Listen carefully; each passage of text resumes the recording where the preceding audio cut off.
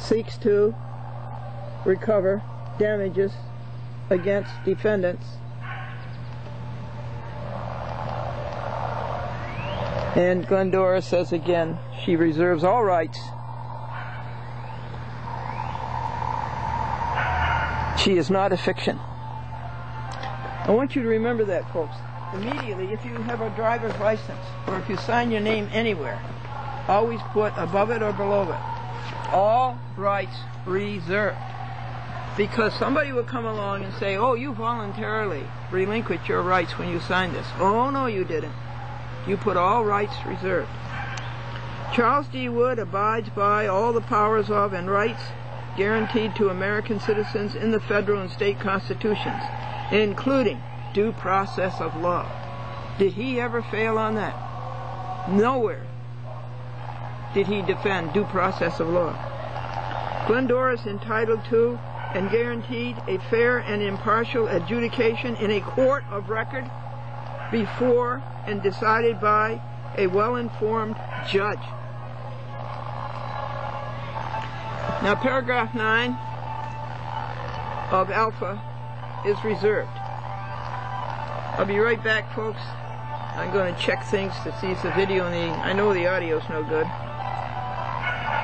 Further, if you go way back, there is no constitutional authority for the existence of the IRS or anything similar to the IRS, because that entire authority was vested in Congress, not some private agency or private trust or private corporation.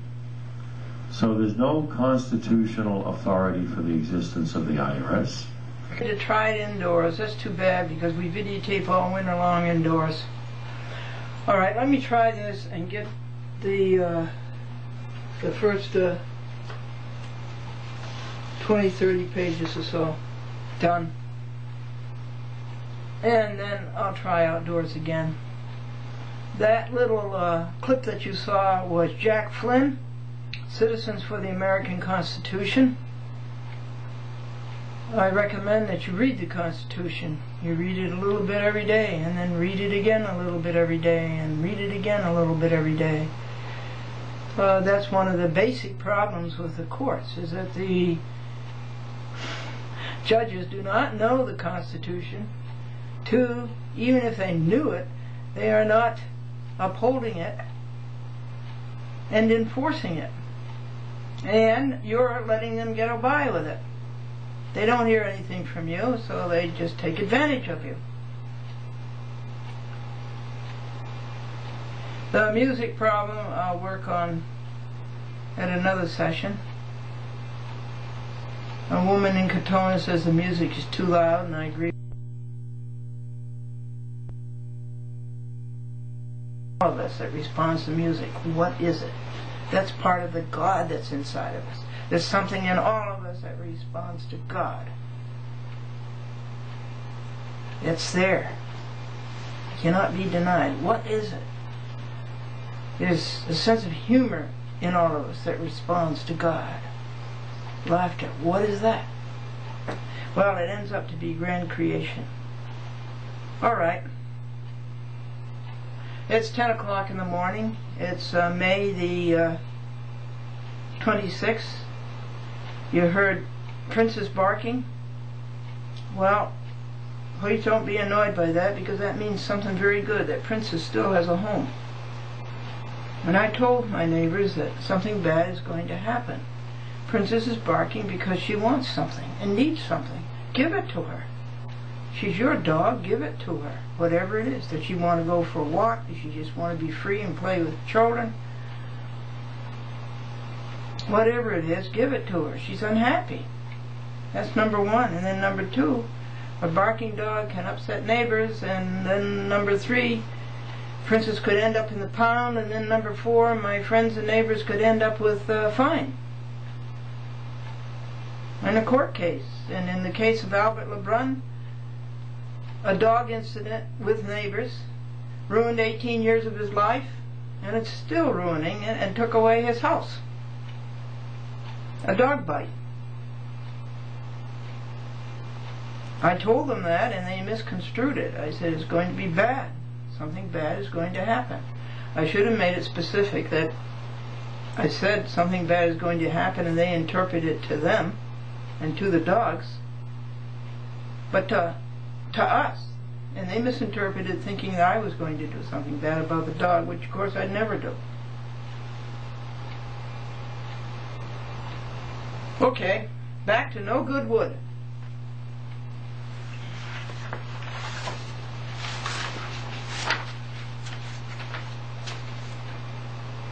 Page 18. Is it? No. The wind must have blown it.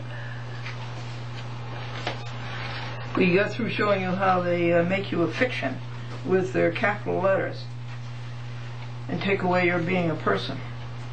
Okay, page 5, beta.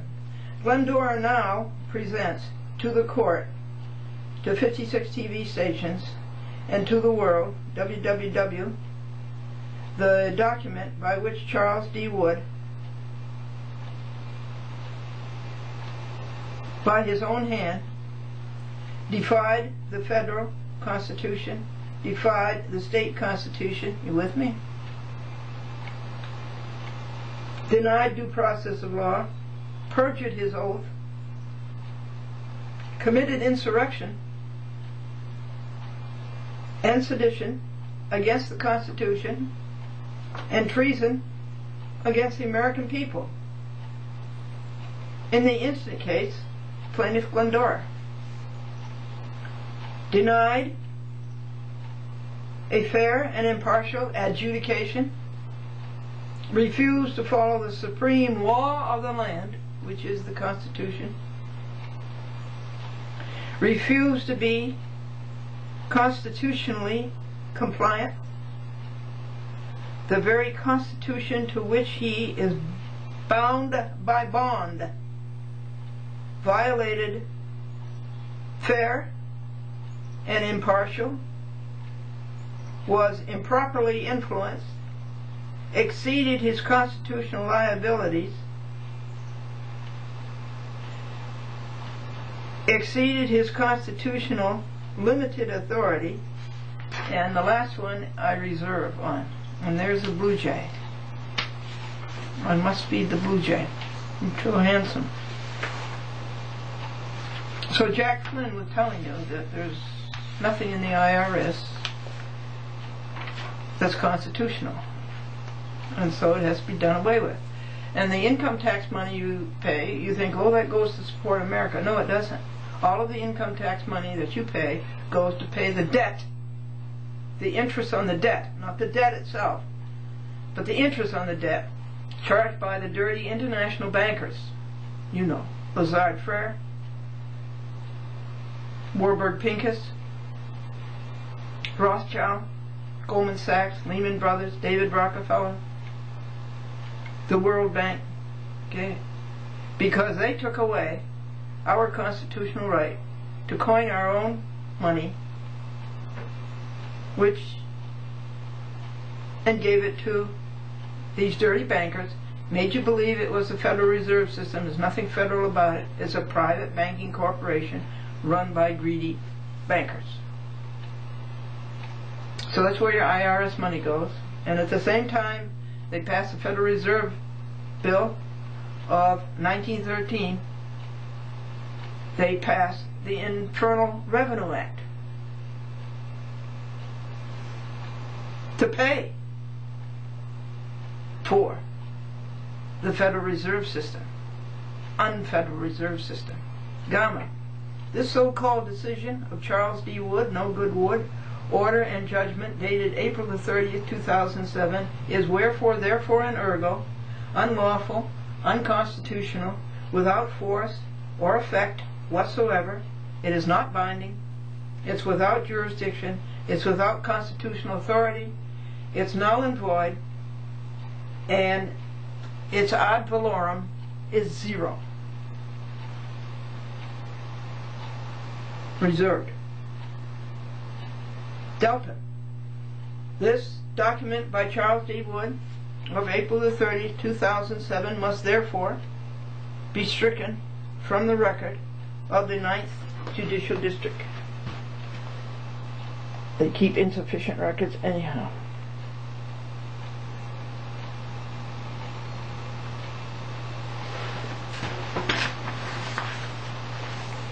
Zeta.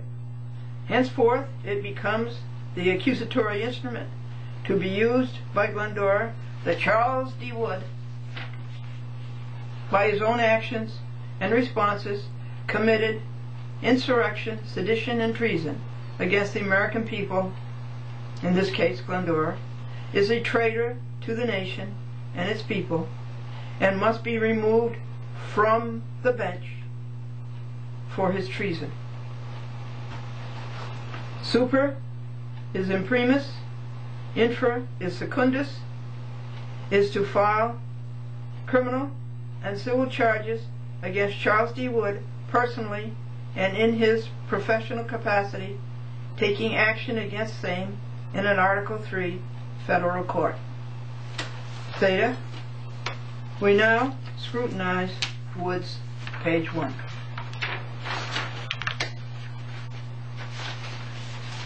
Well, folks, the heading alone has a few things wrong with it. Just a few things. This is Wood's heading. First he says,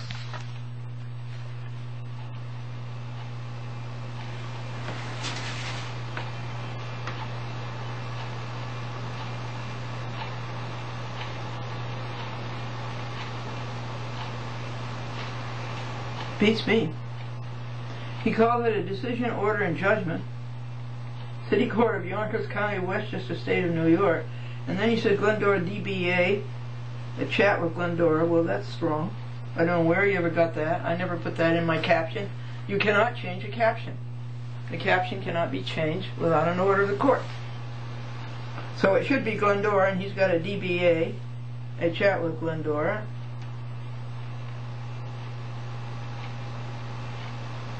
And I guess I say that this is fraud.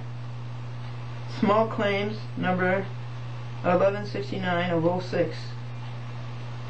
And so small claims, that's 06 and this is 07, Memorial Day. And small claims is supposed to take 2 weeks. And Wood et al. Took 1.5 years. He has dyslexia. He put Jill DeCrenza after Officer Lewis. It should be Officer Lewis after Jill DeCrenza. It's Taibat Salako. Is Christine Vacay Savarino. Christine Savage Savarino. So there's a few things wrong just starting out. And now he says in the case at bar, Glendora says bar. Bar is not in the Constitution. Court is. Where'd you get this bar thing? Who do you think you lawyers are? There's no place in you in the Constitution. Bar? This is a court. See? That uncovers a very basic and outrageous theft. Taking the courts away from the people and giving it to lawyers and judges. Basic. I can't make that in big enough letters and bright enough colors. Bar is only an adjunct. Twice removed. The reality is a court. Members of bar, quote unquote, have no state license. Only a union card from a despicable union, the American Bar Association. ABA is an imposer rather. Yes, it's improper. An imposter, and Glendora rejects their union shops. That says a whole lot. Pages and pages and pages can be reported to you on that. It's a union shop It's an imposer. It's an imposter.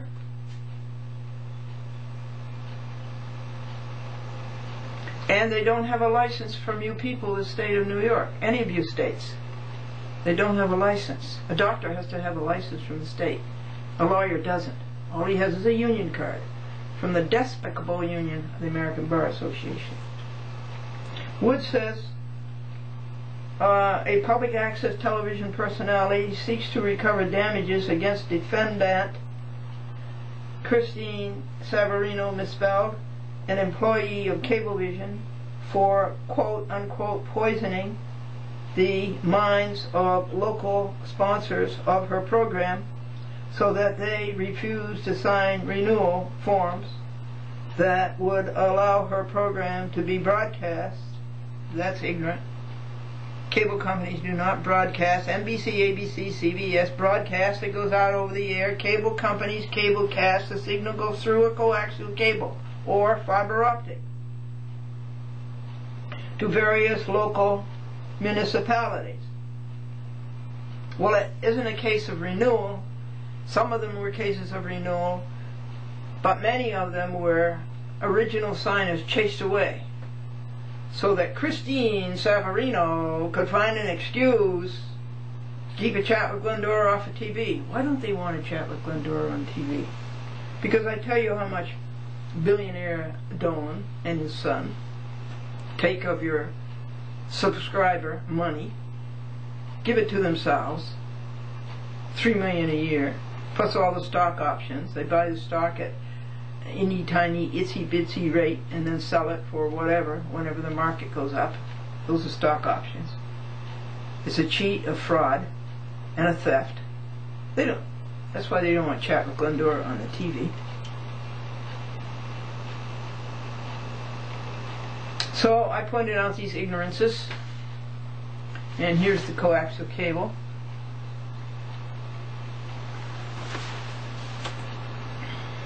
Wood flunks English composition, 10th grade. This sentence is too long. Judges of all people should know the importance of the length of sentences. Page 9. Let Glendora tell you firsthand what is going on. Cablevision requires a public access producer to have a local signer. There is no statutory authority for this. Their unsupported requirement is nothing more than a cheap and devious design to eliminate public access producers. The less public access shows there are, the less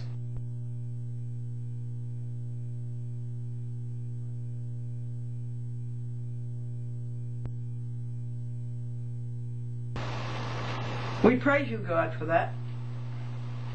Further, the New York State Public Service Law allows cable operators to use the public access channel for commercial revenue if the channel is not used by public access producers. In other words, if it's not filled up. So the motive is money. And is that anything new?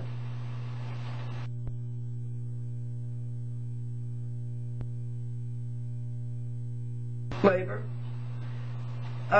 complying with their improper requirements, travels to the municipalities, goes around and asks people. I say to people, Cablevision will not cablecast my TV show unless I have a local resident sign this application. Will you sign it?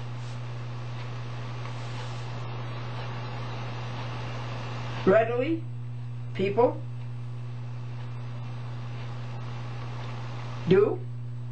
And these people who have signed my applications, the one who were true people and not scared off by Christine Savarino, people who stood and believe that when you give your word, you keep it, those people have become some of the best friends that my husband and myself ever have had. They go back years and years. George Paris, Lou Conway, Helen Cahagan.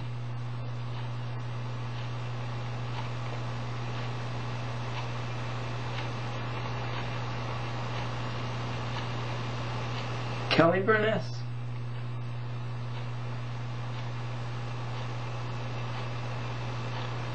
Lori Galgano,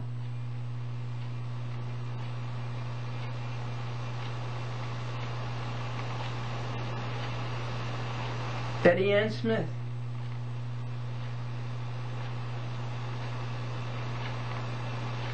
Esther Varon,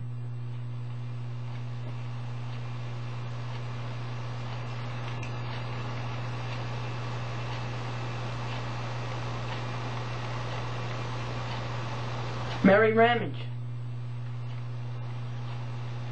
the Reverend Taylor Holbrook,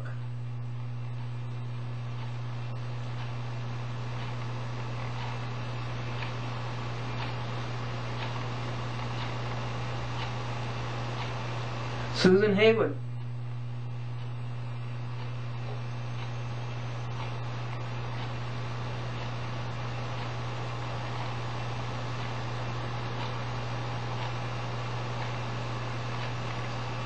Wally,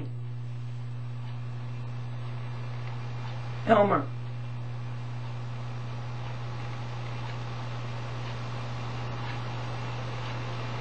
Joseph Cacciola,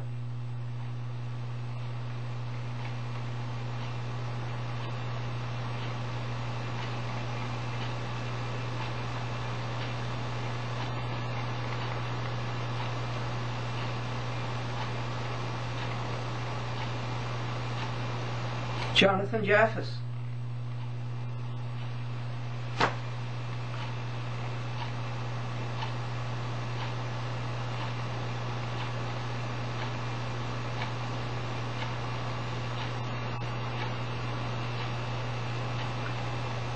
Maureen Shepard,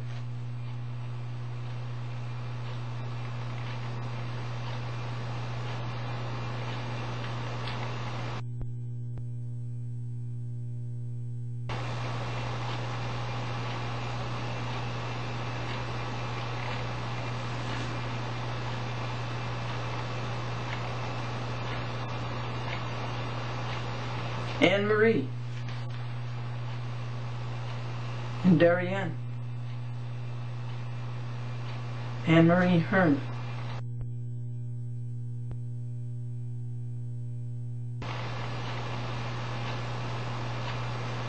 Arnie Engen,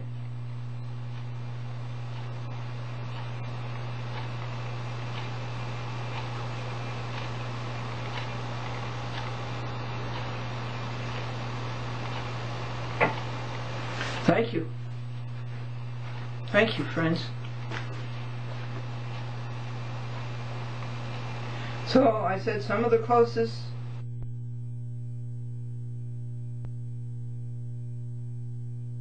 are these signers who have been with us over 5 years. Cablevision didn't used to require this, but they did it as an elimination device, as described super. Lindy Hartzman, a dear lady librarian, was the signer in Peekskill. At 40, Lindy unbelievably died. Another signer had to be found. A nice Italian man signed, but Master Really, under Savarino's emphasis, quickly chased him away. He does.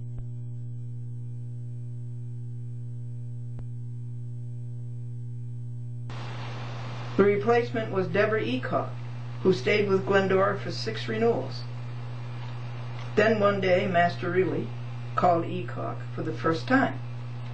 After that, Eacock would not renew, even after she said she would, and that was breach of contract, and she got sued in Phillipstown, and it fell in the hands of a crook named Stephen G. Toman. Another one, Mike Wood, who violated the Constitution, perjured oath, and all those other things, sedition. And so Glendora went back to Peekskill to find a replacement, and this was Taibat Salako. She was amiable and loyal until, for the first time, Master Really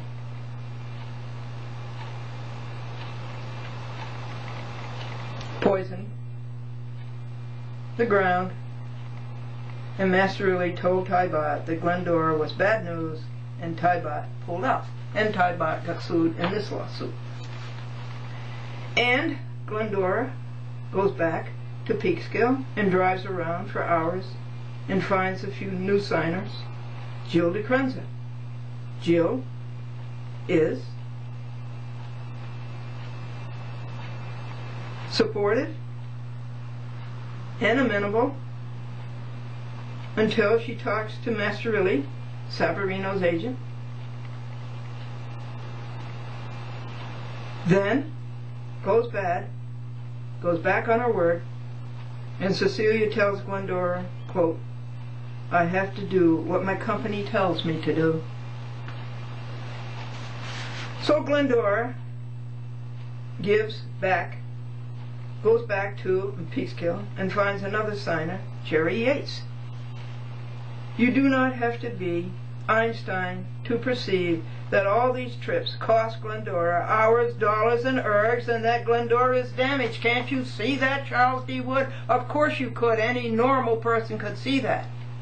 But you choose to go crooked. No good wood. Glendora is damaged way beyond the monetary jurisdiction of a city court in the state of New York, $5,000. It is more like $17,000.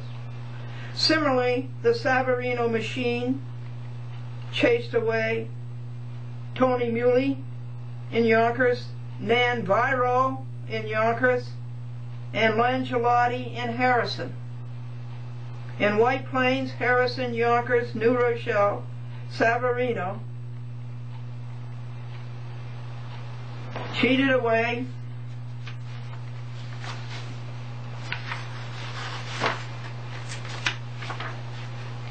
Tom Rogers, his wife, Carolyn, Allen, and her husband, Bridget O'Connor, Ogden, Richard Ogden, and all.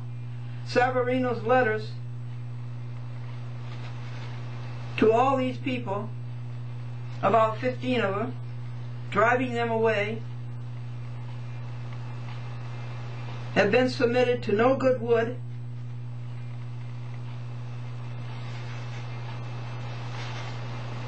and in his bias and prejudice, for whatever reason, either money or he's told by somebody else to do this, turned the mob, whatever mob is running the courts, Wood turns his back. How do you win when the fix is in?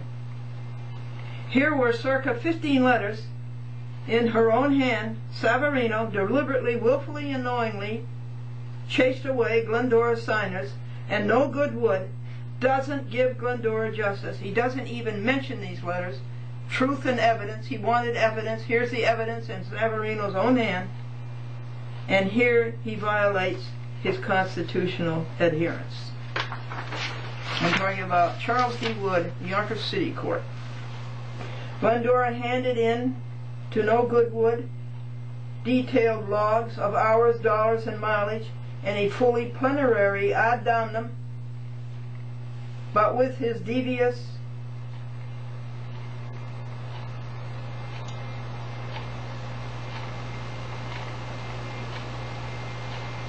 no regard, he fails to adjudicate. Wood had no statutory authority to deny Glendora's ad damnum.